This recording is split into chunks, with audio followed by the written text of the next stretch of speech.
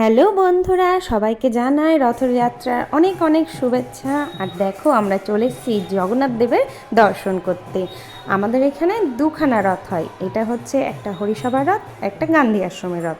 তো আমরা চলে এসেছি এখন হরিসভা রথে। আর জগন্নাথ দেবের এত সুন্দর লীলা আর এত সুন্দর দৃশ্য দেখে আমি তো খুব মুগ্ধ হয়ে গেছি। এখন জগন্নাথ দেবকে রথে চাপানো হচ্ছে, তারপরে শুরু হবে রথযাত্রা। তো দেখো কি সুন্দর করে জগন্নাথ দেবকে চাপানো হচ্ছে। আর এখানে কচিকাচারা কি সুন্দর সেজে সব দাঁড়িয়ে আছে। কেন দাঁড়িয়ে আছে বলো তো? রথের সাথে নাচতে নাচতে সবাই যাবে জগন্নাথ দেবকে নিয়ে তার মাসির বাড়ি, তার জন্য। তো এখানে তো সবে নাচ শুরু হয়ে গেছে। তারপরে আমরা চলে এসেছিলাম আরেকটা রথযাত্রায়।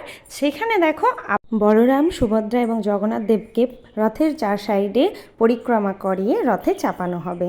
আর রথের মেলাতে এসেছি আর রথের দড়ি ধরে টানবো না, তা কখনো হতে পারে? তো হ্যাঁ বন্ধুরা, এত ভিড়ের মধ্যে আমরা কিন্তু রথের দড়ি ধরে টেনে ফেলেছি। আর রথের মেলা মানে পাঁপড় আইসক্রিম তো খেতেই হবে।